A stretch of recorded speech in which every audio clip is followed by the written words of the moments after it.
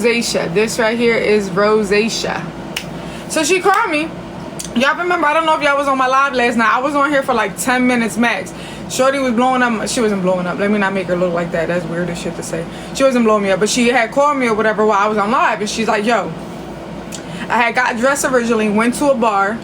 That shit was ass. So I came back home, changed my clothes, took a shower, changed my clothes, and then I came on live for 10 minutes. My other friend hit me up. Literally, like at fucking 11:30. She's like, yo, I want to go outside. I'm like, all right, fuck it. So then we meet up at some joint around my crib. It's like 15 minutes away. I'm in the Northeast. She's all the way in Chester. So she's got to drive like 25 minutes. So I'm just like, send me your location. And then when you get closer to me and shit, I'll meet you. 15 minutes away, I go meet her and she take me to another ass bar. I'm like, the nightlife in Philly, ass. It's ass. I'm like, bro, I'm wasting my time and my money. Like, this shit ass here. I don't understand. I don't know what it is. I don't know what it is. This nightlife is not the same anymore. Am I tripping? Everything is dead. It's like no people. And as soon as we leave 2 o'clock in the morning, these fucking ratchet bitches drinking and shit, don't know how to handle their liquor. A bunch of girls that were together started fighting each other. That ass. I'm like, how y'all come together and then fucking leave apart? Like, just outside the fucking bar, just making a scene. I'm like, bro, I'm out. I am too old for this shit. Too old for this shit. This is disgusting behavior. I can't. I said, yeah. So they're like, oh, round 2 tonight. Round 2 of what? Round 2 of what?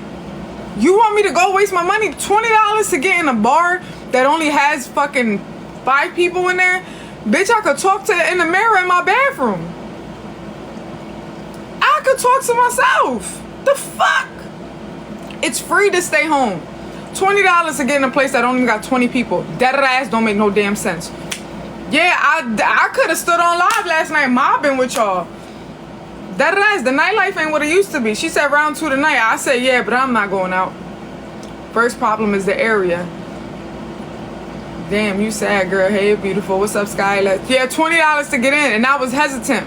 Because, look, my thing for me is, like, I'm a person, like, I don't like to drink too much. If I'm driving, I do not drink much. And I used my car last night. So I was just like, I usually pregame at home. I don't drink the liquor that's in the Johns and the bars. Because I have a phobia. Yo, somebody slipped something in my drink. Like, I want to say 2000... I think it was before the pandemic, or was it after? I don't remember, but it was a few years ago. Somebody slipped something in my drink, and nobody really knows that shit gave me anxiety to drink in the bars and shit like that. So usually, you look so pretty, like Natalie Nunn. You trying to be fucking funny? Your mom looks like Natalie Nunn. So anyway, oh wow, Lala. Yeah, no, I'm cool. Like, I was with my sister, so I nothing happened to me, but somebody did slip something in my drink. It was my birthday. At that time, that birthday party, I was a big time promoter in my city. So my birthday bash was big. Like, it's about to be big this year. Everybody that was in my section, I knew. There was no strangers in my fucking section. Every single person who came to my party, I knew. My section was so packed that you couldn't even fit in that shit. It was like everybody.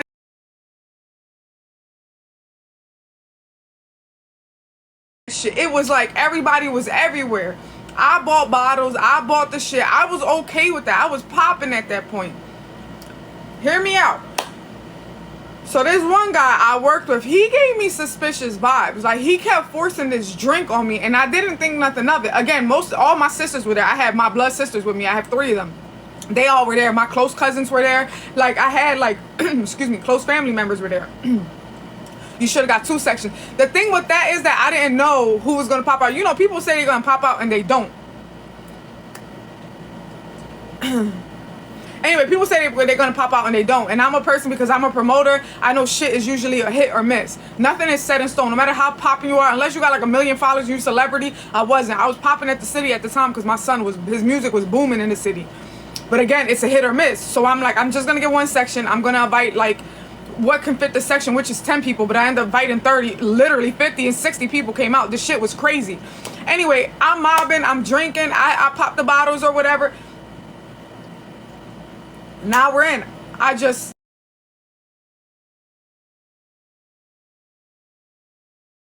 my shows. I didn't know him too well, but I knew of him. People knew of him. So I invited this individual, but anyway, he came with for another person's party.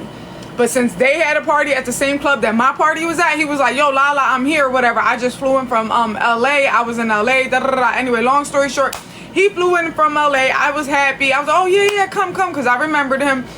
And then, like, you know, his homie section was like probably, you know what I'm saying, a few feet away from mine. So he came and he started mobbing with me. He's like, what you drinking? I said, no, I got my own bottles. I don't need nothing. I didn't want nobody spending money on me.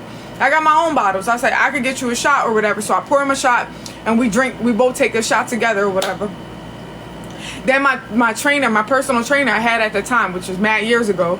Anyway, he came in right after. So I'm drinking with him. I start feeling a little tipsy. So I said, I'm going to slow down. This guy, the one that, you know, slipped me something, he's getting mad that I'm chilling with my trainer. He think that my trainer, my personal trainer at the time, was a random guy. He was like, oh, you know that you're hugging on a random guy. And I'm like, no, I'm not. That's my personal trainer. He gets mad. Like, first of all, I don't even like you. I don't even know you like that. I know you from being like a manager to artist in the city. You come to my shows or whatever. Anyway, he leaves for like 5 minutes. He come back and now I'm mobbing with everybody. Like, I'm trying to show everybody love. Like, what the fuck? Anyway, he comes back with a drink and I'm like, what's this? Usually, he said, your chunk is amazing. And I keep telling you that. Thank you. Saturday night dance party, founding fathers, Ben Salem, great music and vibes. So anyway, he goes and he tells me, he's like, damn, I'm trying to charge this phone and now this phone is dying. Anyway, he's just like, oh, this is I drink like liquor. I don't like dark liquor. I'm not a fan of it. I do it sometimes, but I'm not a fan of dark liquor. So he's like, yo, this is Ciroc and cranberry. I put it with a little bit of pineapple, whatever. So I said, okay, mind you, I never in my life drink off of a man. Like, never. I do not like drinking off of people. I don't know why I did it, guys. I don't know why. So I'm drinking the drink. He's like, yo, how you feeling? Now at this point, he's sitting in my section. I didn't invite him to sit in my section. I come to mob with me. Mind you, my section is already packed. So he waits until somebody leaves and he sits down in my section. Like, no, what are you talking about? Ill backwash. I had my own cup. What are you talking about? You act like I just drink off of strangers. That's so weird. Ill you for even thinking that. He bought me my own cup. What the fuck? Why am I even explaining this? You weird, bro. So anyway, I'm drinking and I start feeling myself getting super tipsy. And I just remembered the last song I remember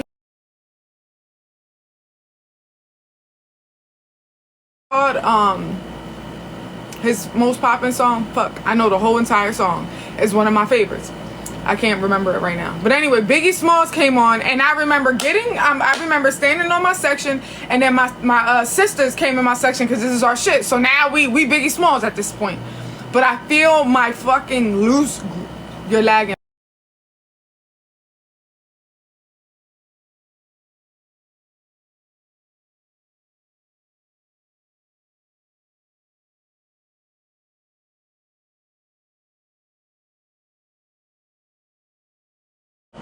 So, what the hell? I don't know why he's doing that. Alright, so, I feel like my fucking, like, I feel my head hurting. I feel my, like, words slurring differently. So he grabs me, he sits me on his lap. This man. So my sister, one of my sisters, she grabbed me. She's like, he about to, like, he's on you. And then I'm like, she's like, you okay? And I said, I'm gonna sit next to him. Don't let me sit on his lap because I don't know if he's gonna touch me. And the outfit that I had on, nobody would be able to see it. So I sit next to him and he had his arms around me. And again, I'm still, the last song I remember playing was the Biggie Small John. And we still, and I see my sister looking at me and I said, yo, something's going on with me. I said, somebody did something. That's all I remember. That's literally all I remember. They said that I passed out. They had to drag me to my car. Now here's where it gets creepy. Here's where it gets fucking creepy at. So my sister said I started throwing up. I don't throw up. When I drink liquor, I never drink to get to the point where I don't remember anything or I throw up. So that they know that shit. So they're like, something is going on. She never does this. Like, I never drink to the point where I do anything like that. So this is what I was told. So I have 3 sisters. I have 2 younger than me and 1 older than me. So my 2 younger sisters, they grab my older sister because she's like really tall. So they needed her ass to grab my little ass because the other 2 is small. So they grab me or whatever. They take me to my truck. They say I just start throwing up on myself. Now, I don't remember none of this. Yeah, I'm Latina. I don't remember none of this. So y'all see that fly? He's been in my room now, we're gonna say for 2 weeks. He just think he run this shit. Anyway, I was about to say 2 weeks. She started to throwing up on myself. Now, the club that I did my party at literally is like 2 blocks away from my apartment. So my sisters, they said as soon as they grabbed me, they put me in the car, I start throwing up on myself. I don't remember none of this. My sisters, he said, my boy, stop your shit. You funny as shit. My sisters bring me into my crib. I'm throwing up, still throwing up on myself, they're saying. Because when I got up that next morning, they was throwing up on my couch. I was so mad. So my sisters, they locked me in my crib. But anyway, while they're coming to my crib, one of my sisters drove my truck to my house or whatever.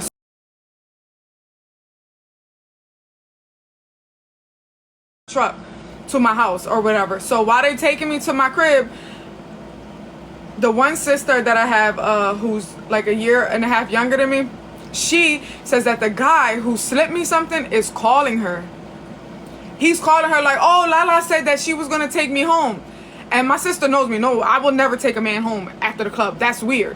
So like, anybody who knows me knows I don't go home. I never went home with a man at the club, and I never tell a man to be alone with me to take him home. Never. So my sister's like, nah, Lala wouldn't do that. She was like, he's like, no, I just came all the way to Cali to celebrate her birthday. She said she was gonna take me home. So my sister's telling him, like, what do you mean take you home? Like, take her, like, you can stay at her house, or she was gonna like drive you home type shit. So he's lying to her, telling her all this shit, and then he's like, no, that don't sound, my sister's like, no, that don't sound like her. I know my sister. And one thing about me, if y'all know me, like me and my sisters, we are all super fucking, we're glued. So we all know each other like a back of our hands. We are tight. They could protect me if I want to do some goofy shit. So my sister was like, no, she didn't.